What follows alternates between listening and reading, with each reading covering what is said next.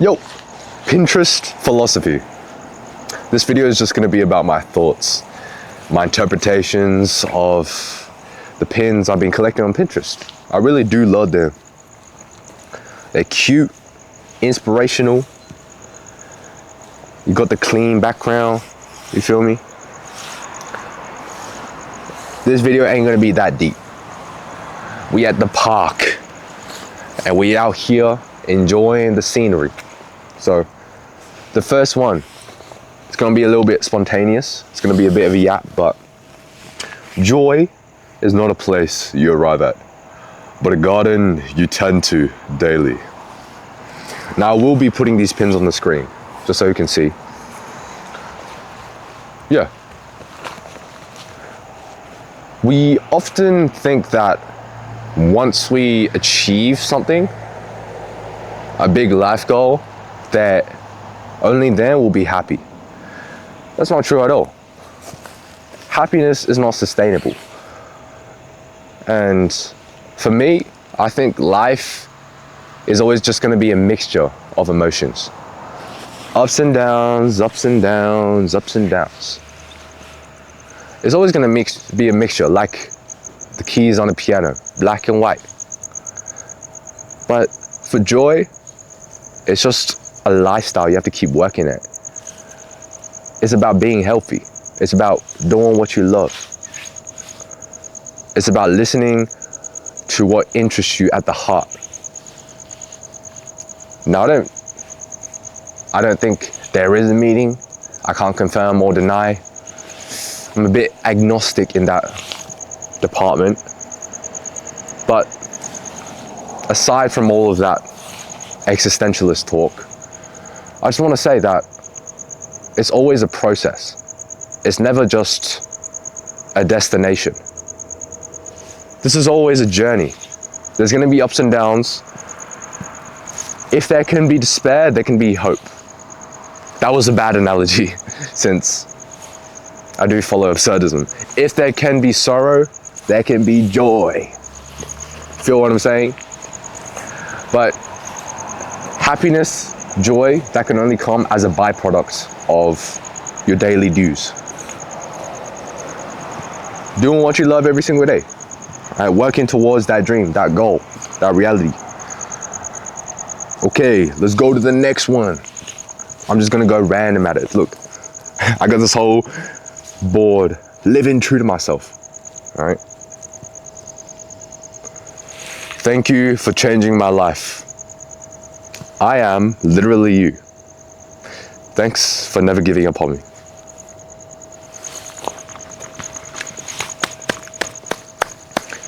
Bro clapping to himself in the middle of the night at a park. But yeah, give yourself more credit. As Yuki said, be proud of yourself. Always be proud of yourself. Right? So if you're here, you're alive, you know that you haven't given up on your life yet. So be proud of yourself for at least that. And keep going. Let's go. Yo, I low-key feel this. When you're low-key philosophical, but never taken seriously, because you default goofy. I like the Tyler Durden, Minion, little dichotomy. Yeah, I feel this. Someone who's known as super outgoing, extroverted, weird, that's me. But I'm always thinking, always in my head. I'm super analytical of things that most people my age never even begin to ponder. I don't say this to say that I'm better than anybody else, because I'm not. These levels of cognition, I don't have to yap about this all in this video, but they're just different ways of thinking. Everyone has a different way of thinking. It doesn't really matter. This is just what has worked for me. And I'll say, people never expect that of me, that, oh, I'm a super good speaker with all these profound ideas that are conjuring up in my head at all times. Every single scenario I look back on, I have to analyze. Again, this is not a good thing. This is also not a bad thing. I reckon having a high level of self-awareness is just another double-edged sword. You can use it, you take it how you will. Yeah. I reckon some of the funniest people, some of the goofiest people, the ones with the smiles, they're the most depressed inside. That's what I think when I look at this. Not to say that I'm depressed or anything, just I've been there. I've been at low points. We often develop a high metacognition, people like me, because we lack control in our personal lives. Because I know for me, I've been growing up in a toxic, abusive household since forever. What do you mean since forever? Of course you grew up. Okay. But my parents, narcissistic. Always gaslighting, always manipulation. Making me feel insecure. Alright, making me feel disappointed because I couldn't live up to their expectations.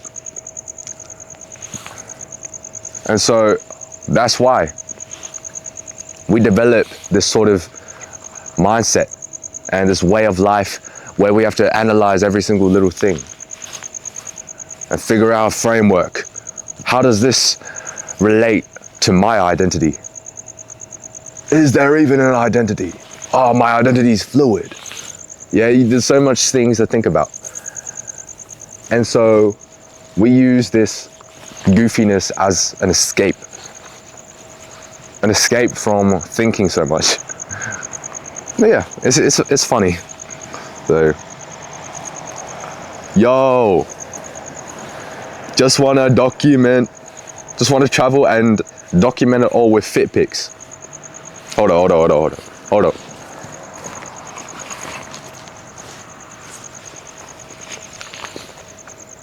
I know if that was good. Guys, this fit. But true. Options, that's what I want. Options. When we make enough money, and I say we, I mean myself, when I make enough money, we're gonna have options. The option to travel all around the world. Maxed out trip, I don't gotta think about nothing. No bill, no groceries, no thinking about splitting the bill when we eat out. Nah, we here. But cool fit, cool park, we're living in the moment. But don't be like me right now. As a student, I spent $300 on the single jacket. The pants, boots. Yeah, the pants were like 200. The shoes were like 200, I don't know.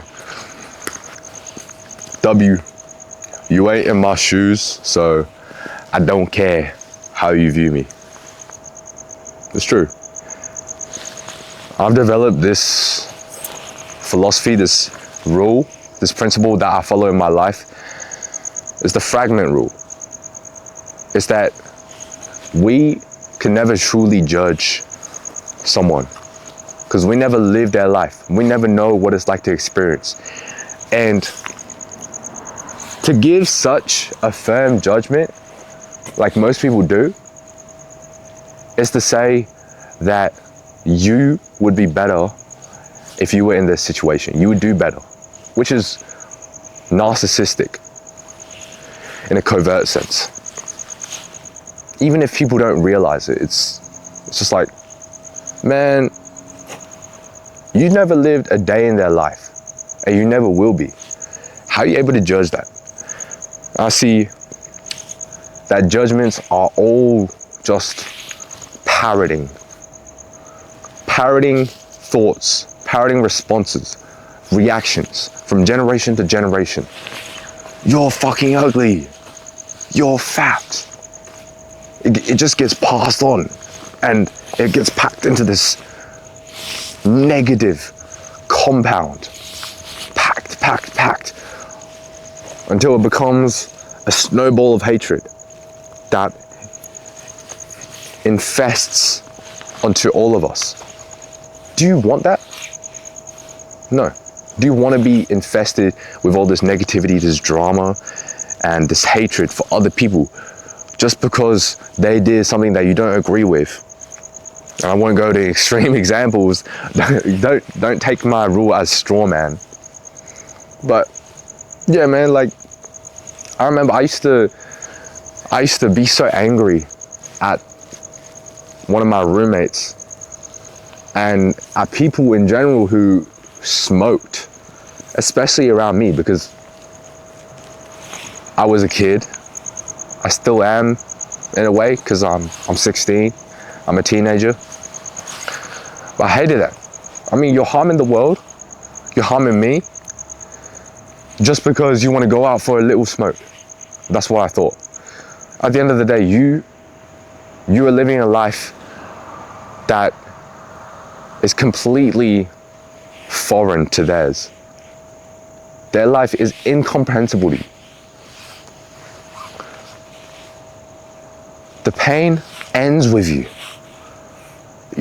You're not judging anymore, right? We in this together. We all are sufferers, Sisyphuses. We're all here pushing that boulder up the hill. And I went into the negativity of it all, but shit, like, if you want to do what you want to do it, as long as you're not harming anyone else. All right? If you want to go into arts, do that. If you want to be a drag queen, do that. Who the fuck cares, man? All right? You ain't in my shoes. I don't care how you view me. In order to be number one, you gotta be odd. Remember that, twin. It's true. The number one is odd. One is an odd number. Yeah. You have to think, all the greats, the people who've done something meaningful with their lives, have had a massive impact, have been people who dared to do what was otherwise thought impossible. You have to be odd. And I saw this other Pinterest pin. It was like, you know someone's gonna succeed because in everything they do, without as much as so an effort, they're just blatantly different from everyone around them, everything else around them, and everything that they do. It's not to toot my own horn, but yeah, I feel this in daily life.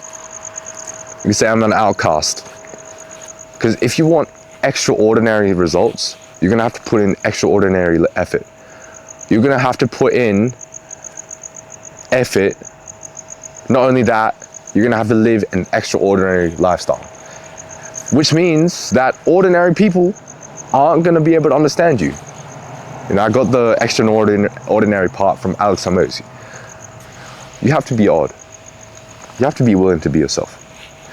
Okay, guys and girls, my camera battery is literally about to run out. If you've enjoyed the video, comment down below what was your favorite pin and what I can improve for the next video. That'd be very much appreciated. I also got this new mic, so new videos to come. I also got this tripod. You can't see. Can you see it? Yo, I also got this tripod. I've been investing. My camera storage is literally about to run out. What's up? Yo. Let me play some music.